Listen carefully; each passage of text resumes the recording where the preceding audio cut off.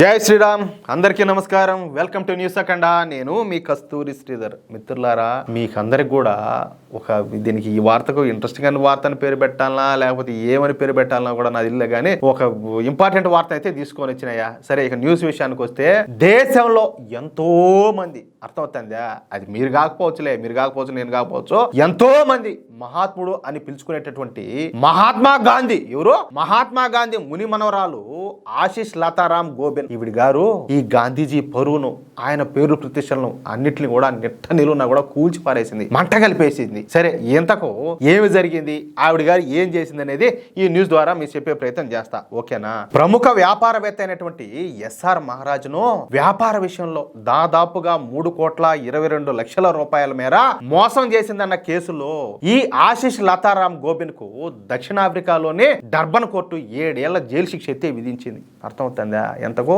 3,22,00,000 మోసం చేసిందని చెప్పేసి ఏకంగా 7 ఏళ్ల జైలు శిక్ష వేసిందియా. చూడండి, ఒకసారి ఆలోచించండి, మన దేశంలో ఉండే చట్టాలకు ఇప్పుడు విదేశాల్లో ఉండే చట్టాలకు ఏ స్థాయిలో మార్పు ఉండదో, తేడా ఉండదో ఒక్కసారి ఆలోచించండి. అంటే అక్కడ ఏ మాత్రం తప్పు చేసినా కూడా శిక్షలు అయితే కఠినంగా ఉన్నాయి. అదే మన దేశంలోనా ఎన్ని తప్పులు చేసినా కూడా తప్పించుకునేదానికి అవకాశాలు ఉన్నాయి.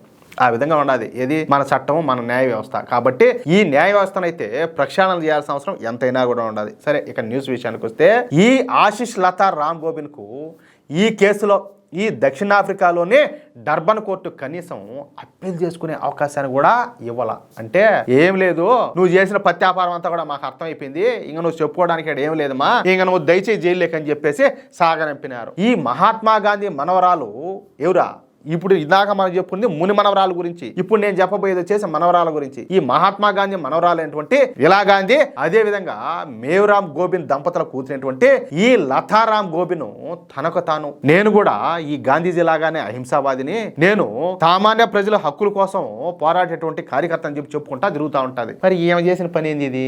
అదంటే చెప్పేది ఒకటి, చేసేది ఒకటి, అది ఏదో సామెత ఒకటి ఉన్నది. ఈ సందర్భంలో చెప్పొచ్చు చెప్పకూడదు, ఏంది ఇదంతా కూడా. అయినా ఇక్కడ ఇంకొక విషయం, ఎవరో గాంధీ అని చెప్పి పేరు పెట్టుకుంటా ఉంటారు. కొంతమంది అయితే తమకు ఏ మాత్రం కూడా సంబంధం లేకపోయినా ఈ పేరు చివరా అని చెప్పేసి గాంధీ అని చెప్పేసి తోక అయితే తగిలించుకుంటా ఉంటారు. మీకు కూడా తెలిసిందే కదా. మరి ఈ గాంధీజీ ముని మనవరాలు అయినటువంటి ఈవిడి గారి పేరు చివర ఈ గాంధీ అని చెప్పి ఎందుకు పెట్టుకోవాలా?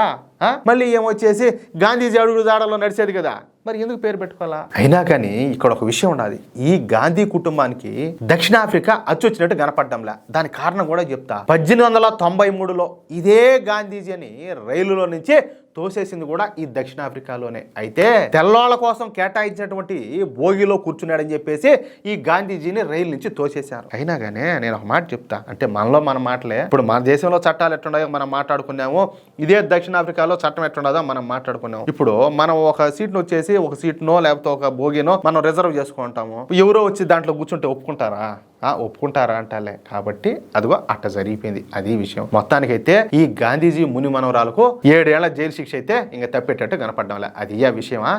మిత్రులారా, ఈ న్యూస్ కనుక మీకు నచ్చినట్లయితే ఖచ్చితంగా ఈ న్యూస్ నలుగురికి షేర్ చేయండి. అదే విధంగా ప్రతి ఒక్కరు కూడా మీ యొక్క అమూల్యమైనటువంటి అభిప్రాయాలను ఖచ్చితంగా స్పష్టంగా కామెంట్ రూపంలో తెలియజేయండి. ఇంకో విషయం ఏంటంటే, ఇంతవరకు మీరు గనక మన ఛానల్ను సబ్స్క్రైబ్ చేసుకున్నట్లయితే ప్రతి ఒక్కరు కూడా మన ఛానల్ను సబ్స్క్రైబ్ చేసుకోండి, సపోర్ట్ చేయండి ప్లీజ్. జై శ్రీరామ్, జై హింద్.